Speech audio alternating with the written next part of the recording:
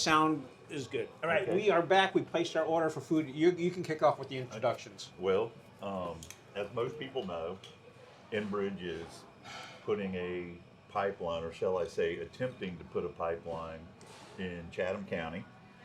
And this is John Alderman, who I've met and consider a new friend. And I'm glad he's not an enemy. He is the most energetic opponent of anything I've ever seen in my life. And not only that, he's got the chops to back it up. He knows what he's doing and has been very helpful to me. And so we thought it'd be a good idea to have him come on here and talk about what's going down with the pipeline. Do you think Feed me. Yeah, and feed you, we feed have you. to pay him with food. Right, yeah. Do you think it'd be a good idea to briefly explain or define eminent domain? I think it would be in a second, but I do also want to let folks know we did put up a couple of videos. John, he has been at the public hearings over at the Ag Center, so you can find those as well. All right. Okay, well, eminent domain is where the government will come in and say, there's a public good, and so we're going to take people's land and give it to a company in order to Not do a always public give it good. to a company. You could have eminent domain for a highway. Or, Well, Yeah. yeah, that That's is usually right, that's the usually- norm, right? Exactly. Actually, that's not the most common. The most common is power lines, gas line, and all the other things that follow that highway. There was also wasn't there a famous Supreme Court case in Connecticut about Right. economic blight in Right. that domain? Well, the Kilo case is the one that really, infuriated people because some people owned some land on the waterfront, and the government decided they wanted something else on the waterfront, so they took their land and gave it to somebody else to put a different thing on there. And so they closed an operation. That would be considered probably an extension of what the Constitution originally It would proposed. be considered an extension of Yeah. the Constitution, Right. that's for sure. Yeah. But they basically closed one Thank you. operating business Appreciate it. Thank and you, Emily. allowed another one to open and build. But in this case, it's been very interesting. I'm an attorney, but I'm a retired one, and I never, got involved in anything other than one highway eminent domain case, and that was almost my first case.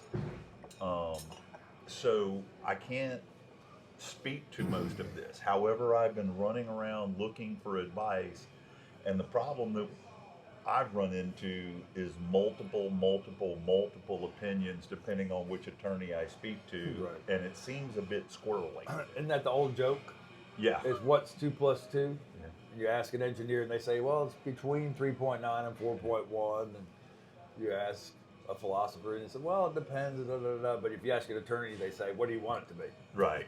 And the most fascinating thing to me so far is, I'm not going to name any names, but I have called on so many law firms, most of them really big law firms, and nobody wants to take on a case like this. In general, they're always too busy, Or do they say they have a conflict? or they Yeah. say they have a conflict, Right. or it's very clear they don't want to get involved with protecting people's rights under the United States Constitution or the North Carolina Constitution. So in America, this is a really serious issue. Yeah.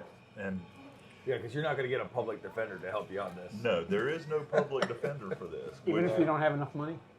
Well, there's a question I hadn't considered, but I haven't heard anyone talk about that. And certainly Enbridge, if it's available, Enbridge didn't make that a point to point out at their first hearing. I mean, at their first presentation. So anyhow, so that's what eminent domain is taking land from people in Chatham County and giving it to a Canadian corporation. Now, in America, when it first started, after the Revolutionary War, my family was there. They've been here since 1607. That's a long time. But anyways, after fighting all these wars since the Bacon Rebellion all the way through the Revolutionary War, etc., initially there was eminent domain to build forts. You know, forts in key locations, and the landowner says, no, I like that location, so no, you can't have it. And the government says, yes, we must have it to protect everybody. And roads, for some roads, they required eminent domain.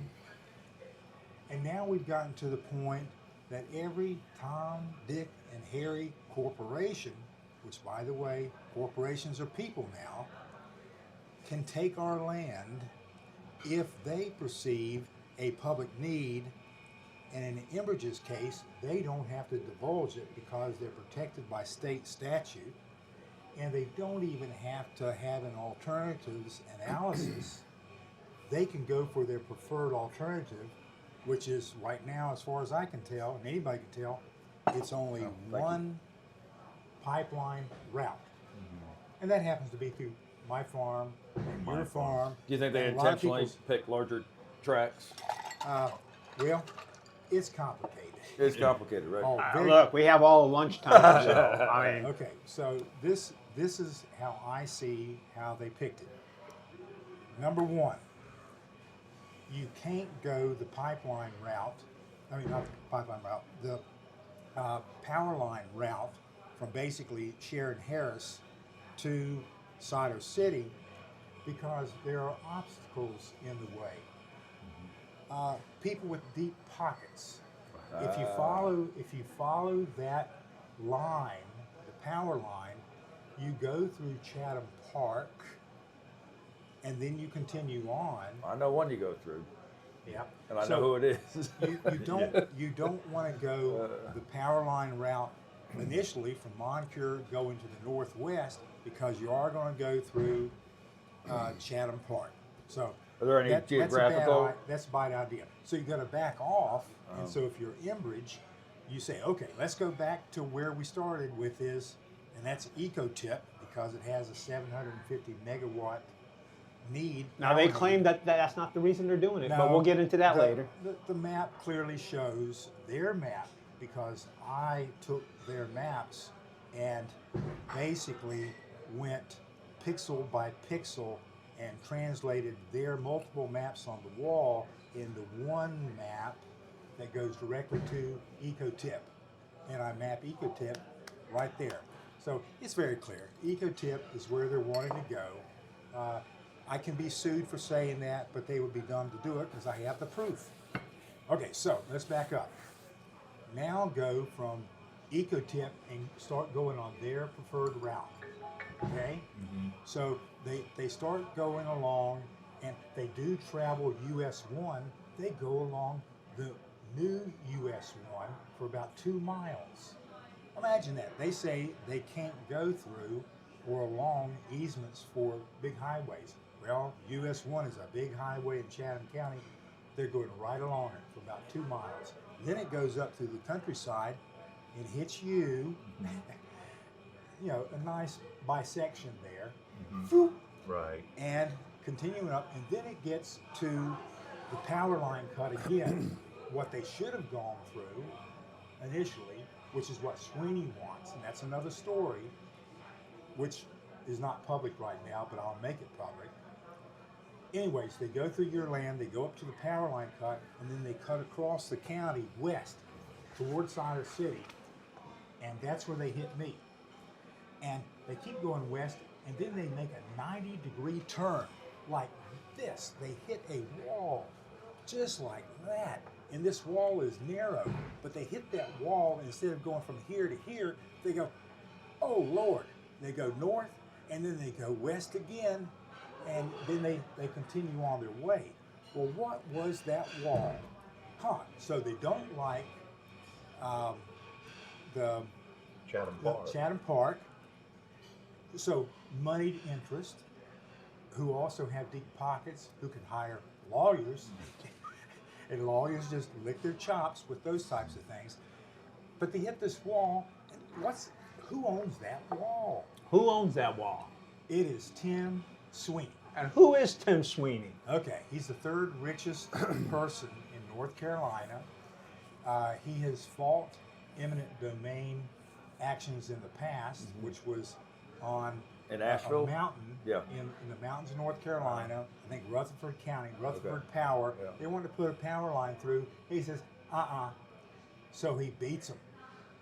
That created precedent, and so Enbridge has lawyers. They know about that. That was 13 years ago, which was, as we know, just yesterday.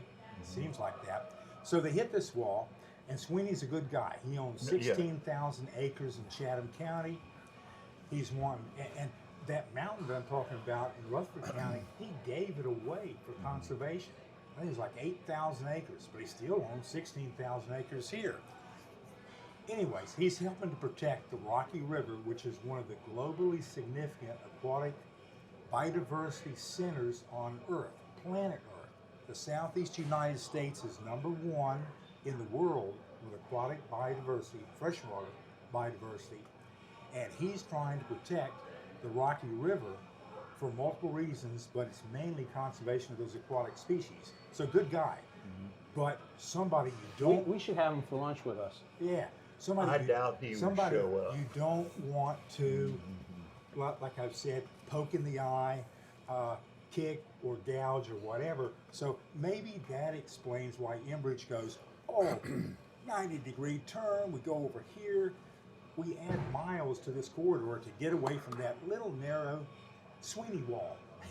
Whoop, gone. Okay, and then it keeps on going through more VAD farms. We own a VAD farm, Voluntary Agricultural District Farm. The state legislature gave more teeth to that VAD statute in 2025. And as I told Enbridge, VAD protects, the statute protects farmers like myself against what Enbridge is trying to do. So we're requesting a public hearing before the Ag Board, Chatham County Ag Board, to hear the grievances of farmers. Okay, well, now I have a question.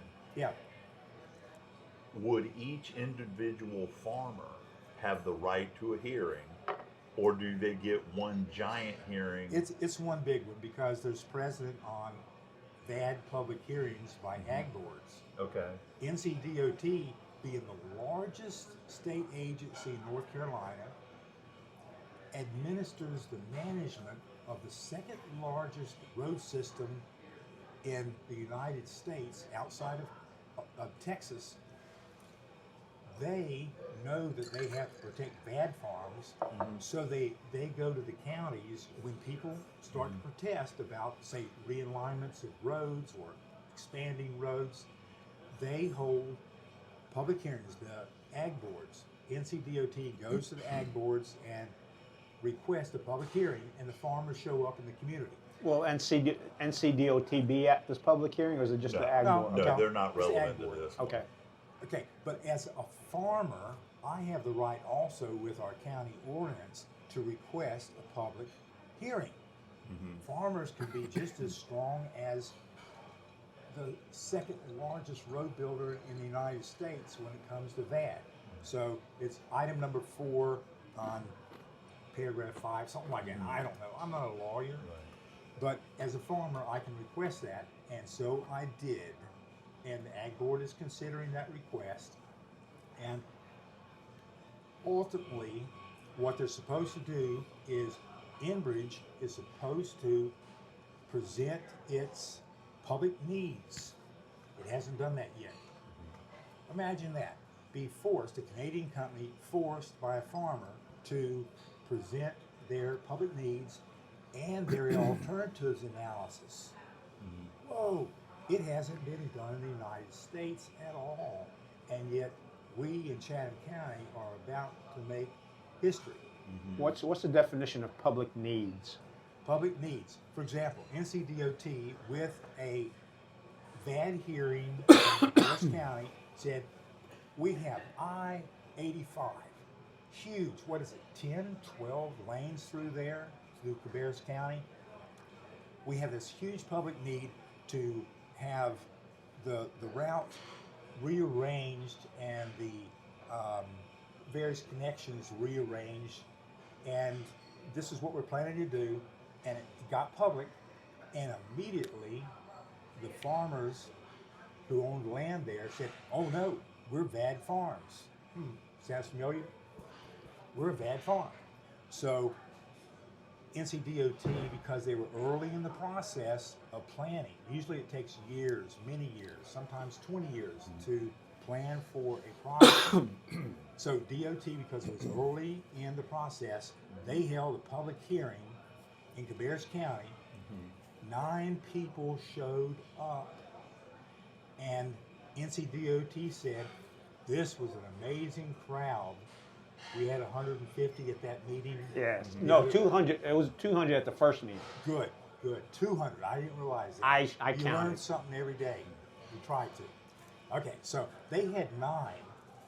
I can guarantee you we may not have a building big enough in Chatham County to hold the irate farmers and the people who consume goods, food, whatever, from the farmers at that public hearing.